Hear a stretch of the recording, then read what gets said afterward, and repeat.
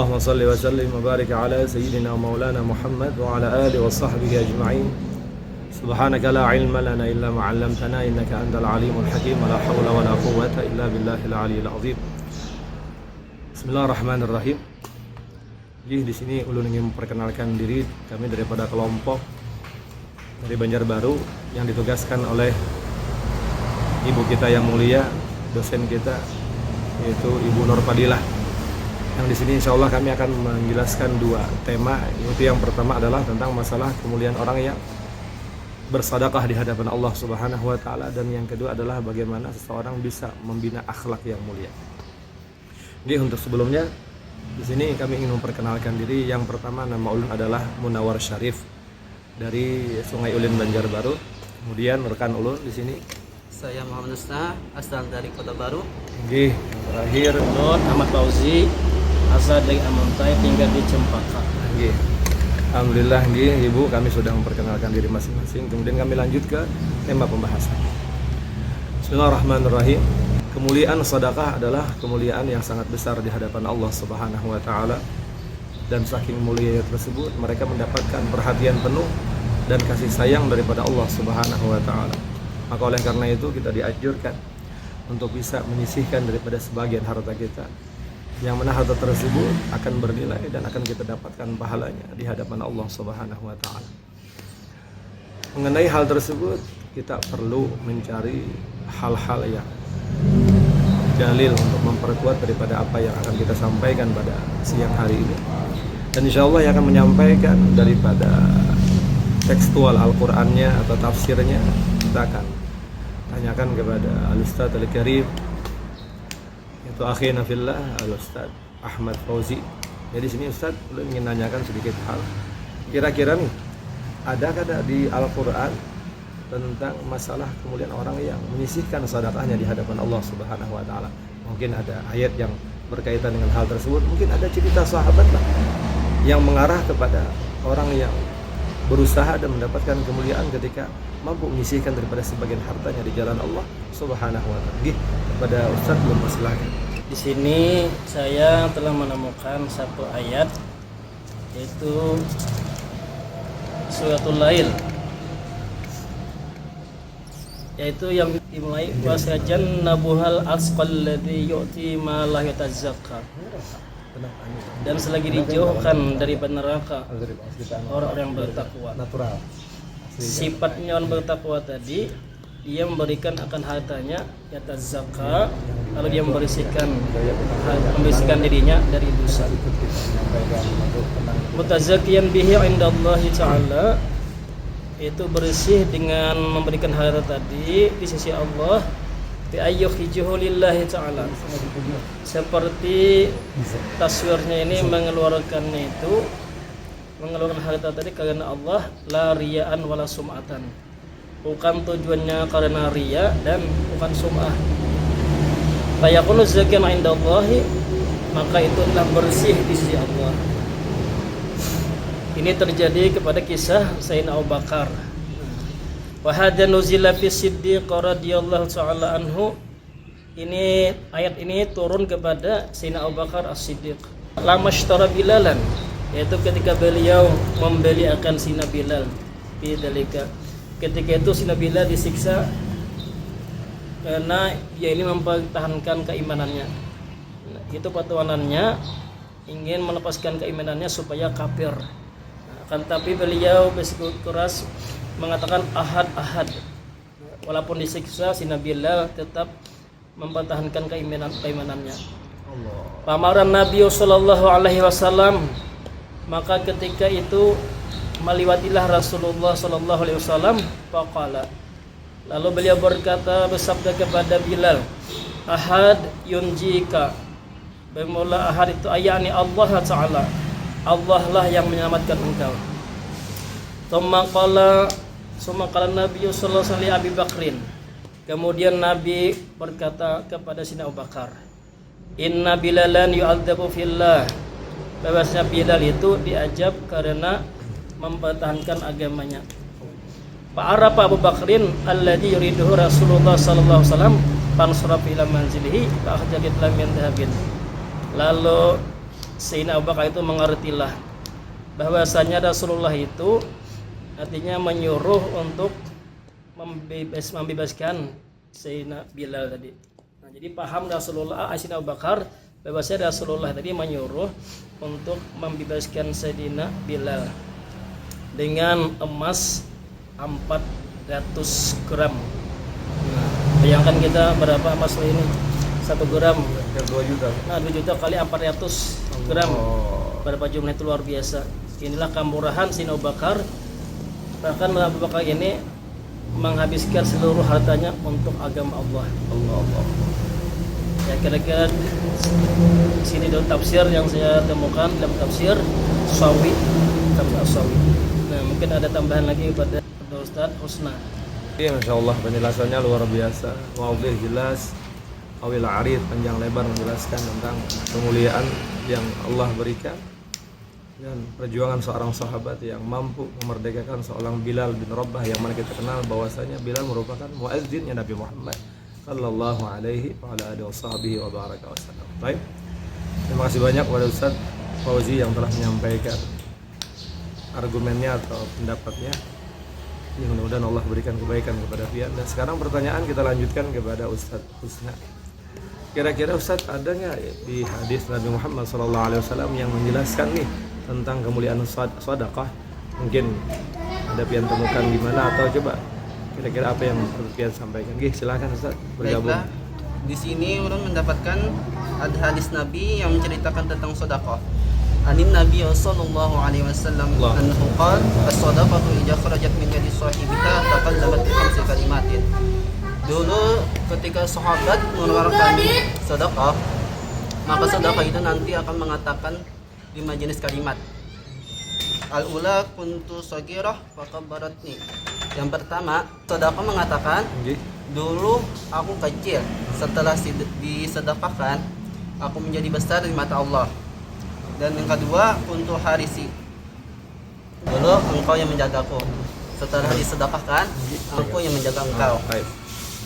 Wasalisah kuntu aduan fa'ahbabtani. Dan yang ketiga, aku adalah musuhmu, ketika disedekahkan aku merupakan kekasihmu. Warwabi'ah kuntu faniyah fa'abqaitani. Dan yang keempat, dulu aku tiada nilai di mata Allah, setelah disedekahkan aku jadi bernilai di mata Allah. Wal khamisah kuntu qalilah fakasaratni. Dan yang kelima, dulu nilaiku sedikit, setelah disedekahkan aku menjadi banyak di mata Allah. Kama qala Allah Ta'ala, man jaa bil hasanah falahu asyru amsalihha. Sebagaimana firman Allah Subhanahu wa taala, barang siapa mendatangkan dengan kebaikan, maka diberi baginya atau diberi balasan baginya 10 pahala seumpamanya. Mungkin itu saja. Oke, terima kasih banyak Ustaz Husna disampaikannya, Masya Allah luar biasa. Mungkin sedikit dulu menambahkan, ada Ustaz cerita nih, dulu ada dikatakan bahwa ada seorang ulama yang menyampaikan apabila orang mampu mensedekahkan daripada sebahagian hartanya, maka dia mampu mengalahkan 70 syaitan. Jadi orang yang mampu mensedekahkan hartanya itu mampu mengalahkan 70 syaitan. Maka orang yang mendengar ini semangat dan dia pulang ke rumahnya untuk mengambil sebahagian daripada hartanya. Kemudian ketika sampai di rumah, dia sudah mengambil harta yang ditentukan. Ketika ingin keluar rumah, maka dia ditahan oleh istrinya.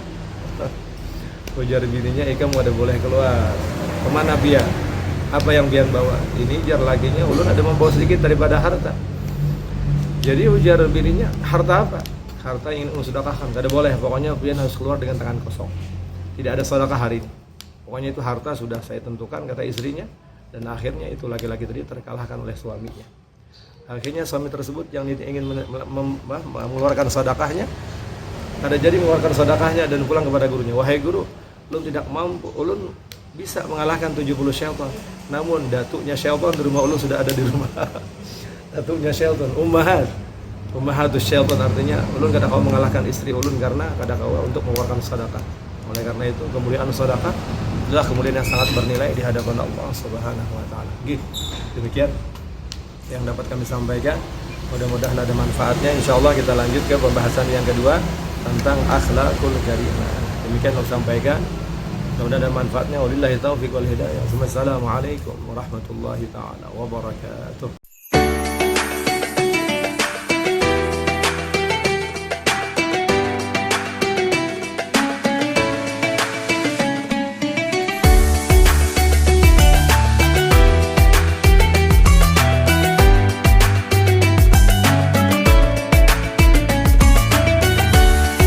Bismillahirrahmanirrahim. Assalamualaikum warahmatullahi wabarakatuh. Waalaikumsalam warahmatullahi taala Ulun wabarakatuh. Muhammad Husna selaku moderator ingin menyampaikan tema tambahan tentang bagaimana sih ciri-ciri orang yang berakhlak mulia di mata Allah menurut pendapat para ulama yang akan dikemukakan oleh Ustadz Fauji. Dipersilahkan. Assalamualaikum warahmatullahi wabarakatuh. Waalaikumsalam warahmatullahi wabarakatuh. Di sini saya akan menjelaskan tentang akhlak. Akhlak itu dalam ilmu tasawuf disebut adalah adab atau moral. Jadi akhlak itu kesimpulannya cuma dua, al-ihsan nau'ani, isal khair wa kaful adha, yaitu menyampaikan kebaikan kepada orang lain atau menahan daripada mengganggunya. Misalnya kita berbuat baik, cuma yang diutamakan lagi itu adalah kita menahan daripada mengganggu. Artinya kalau kita tidak bisa berbuat baik kepada orang, setidaknya kita jangan mengganggu orang. Dan akhlak ini adalah kebersihan hati. Kebersihan hati ini Imam Ghazali membagi kepada 4. Pertama, kebersihan anggota badan kita daripada najis, daripada pakaian, suci daripada najis pakaian, tempat, suci daripada kotoran. Nah, kalau kita kan nih daripada istinja, nah, termasuk pertama. Yang kedua, kebersihan anggota tubuh daripada maksiat. Yang mana maksud ini timbul dari hati, cuma dikerjakan anggota tubuh seperti merampok, berzina.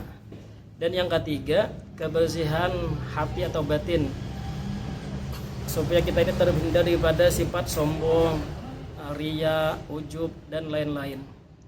Dan yang terakhir, ini kebersihan amma siwallah, selain daripada Allah. Inilah hanya makam orang-orang wali dan para nabi yang isinya hati itu hanyalah Allah. Cuma kata ulama, orang itu tidak mungkin ke tingkat kedua, ketiga, apalagi keempat sebelum tingkat ke pertama, yaitu bersih anggota badannya daripada najis dan kotoran dan yang lain-lain. Nah, kiranya itu yang saya sampaikan. Baiklah, di sini Bapak Guru Bapak Munawar Syarif ingin menyampaikan tambahan. Dipersilahkan. Bismillahirrahmanirrahim. Baginda Rasul sallallahu alaihi wa alihi wasahbihi wa baraka wasallam pernah menyampaikan dalam hadisnya, innal mu'min la yudrik bi husni khuluqihi darajatas shaim al qaim.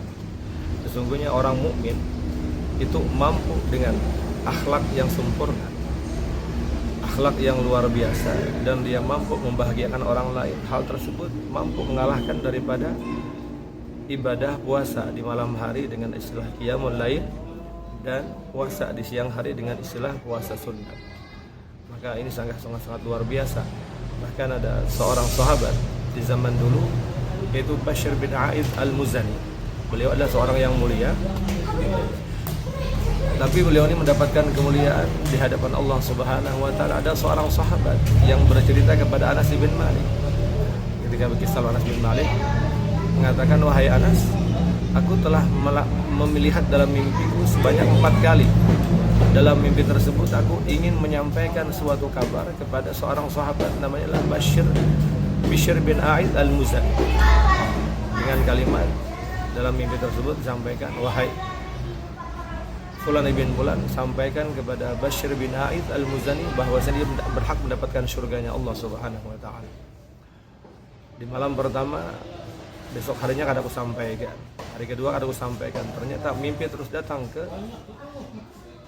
ke dalam mimpiku. Maka akhirnya wahai Anas bin Malik, aku sampaikan hal tersebut kepada orang tersebut, A'id bin Amr al-Muzani. Akhirnya ketika ditanya, wahai A'id bin Amr, apa sih kemuliaanmu sehingga mendapatkan kemuliaan seperti ini? Akhirnya A'id mengatakan, aku memiliki moto dalam hidupku bahwasanya aku berusaha tidak akan pernah menyakiti perasaan orang lain.